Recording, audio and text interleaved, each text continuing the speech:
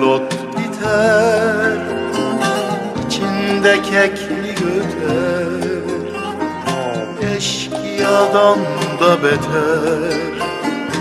Uslan be Halil İbrahim, uslan be Halil İbrahim. Kıvırcık saçlarına kar düşmüş uçlarına, dağın yamaçlarına yaslan be Halil İbrahim. Kıvırcık saçlarına kar düşmüş uçlarına, dağın yamaçlarına yaslan be Halil İbrahim.